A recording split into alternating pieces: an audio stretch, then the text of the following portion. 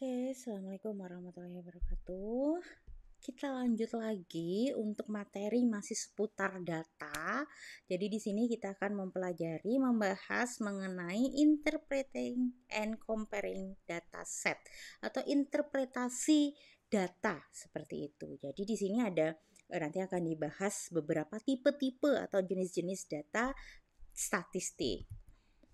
Nah, why is data analysis important? Kenapa sih analisis data itu penting untuk dilakukan? Seperti itu ya. Jadi analisis data ini penting untuk dilakukan karena dengan melakukan analisis ini mengubah informasi data mentah itu menjadi informasi yang lebih bermanfaat dan bisa lebih digunakan. Seperti itu. Didapat data yang tadi mentah itu dapat ditindaklanjuti. Contoh tadi misalnya data yang di materi sebelumnya saya memberikan contoh data sepatu gitu ya, peminat pembeli sepatu seperti itu, atau penjualan sepatu seperti itu, yang mungkin datanya pertama mungkin hanya didapatkan bulan Januari 100, bulan Februari 120, Maret 130 seperti itu, dan selanjutnya seperti itu. Nah, dengan itu kita analisa, maka data mentah tadi bisa menjadi data landasan berapa sih yang harus kita produksi gitu, berapa jumlah sepatu yang harus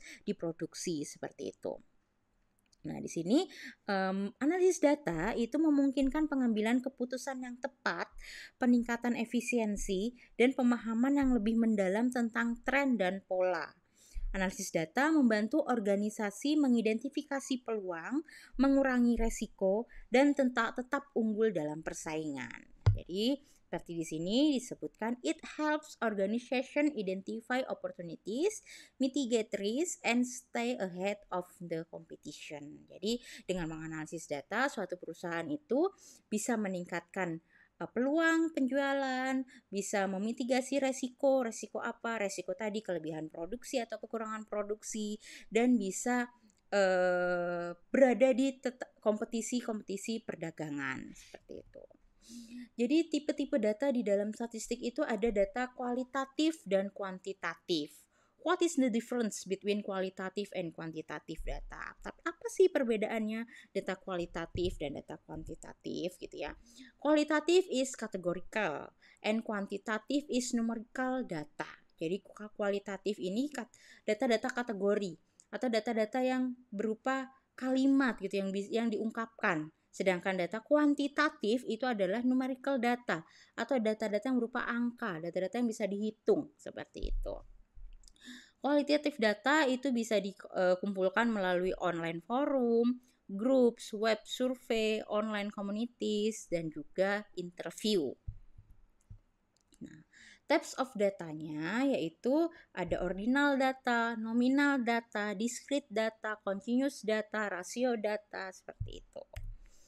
Pertama, nominal data. Data nominal adalah data yang data yang merupakan penggolongan dalam statistika untuk data variabel tanpa adanya peringkat.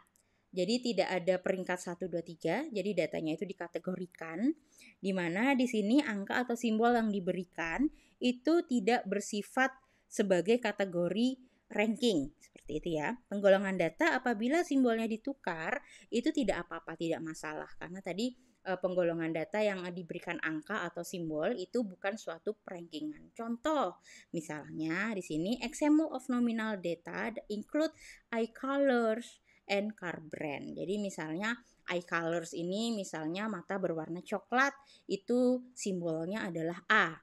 Mata berwarna biru simbolnya adalah B, atau mata berwarna coklat simbolnya 1, mata berwarna biru simbolnya 2. Nah, tapi pada saat nanti ini ditukar pun tidak masalah karena tadi dia bukan penggolongan data yang merupakan perankingan. Jadi mau yang coklat itu jadi 2, yang biru jadi 1 pun juga tidak masalah. Seperti itu adalah nominal data. Selanjutnya ada ordinal data. Nah, ordinal data ini adalah kebalikan dari nominal data, di mana datanya itu adalah ada penggolongan peringkatnya. Ordinal data has a meaningful order but unequal interval. Jadi di sini merupakan data penggolongan data variabel yang memiliki kedudukan atau peringkat, seperti dari yang paling kecil hingga paling besar.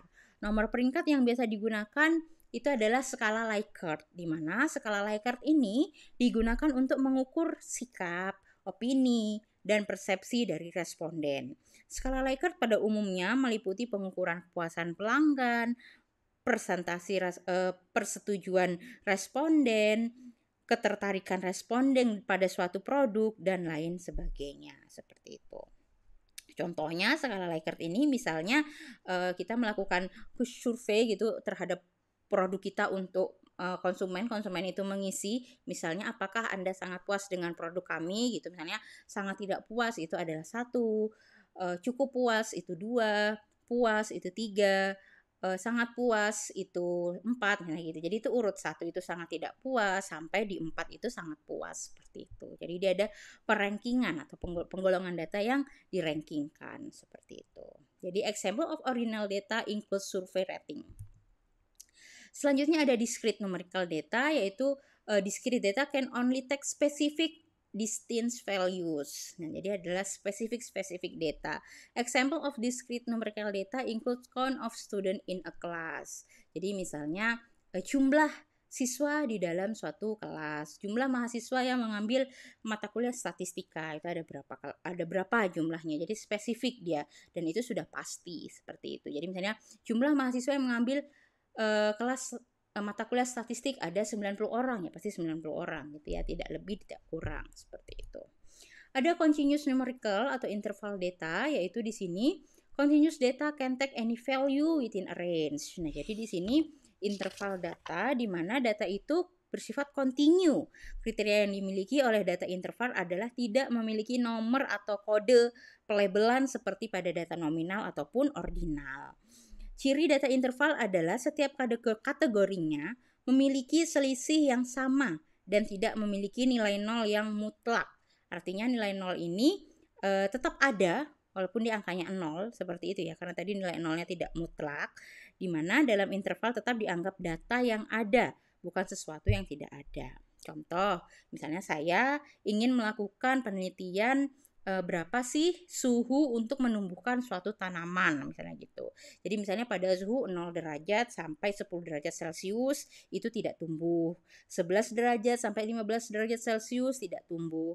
Nah, baru nanti di 16 derajat sampai 20 derajat Celcius dia tumbuh 2 cm. Lalu nanti di 21 derajat Celcius sampai 25 derajat Celcius dia tumbuh 7 cm. Nah, maka tadi ada 0 di situ. 0 derajat Celcius dia itu ada, tapi dia tidak tumbuh seperti itu ya. Jadi nolnya ini tidak bernilai mutlak seperti itu.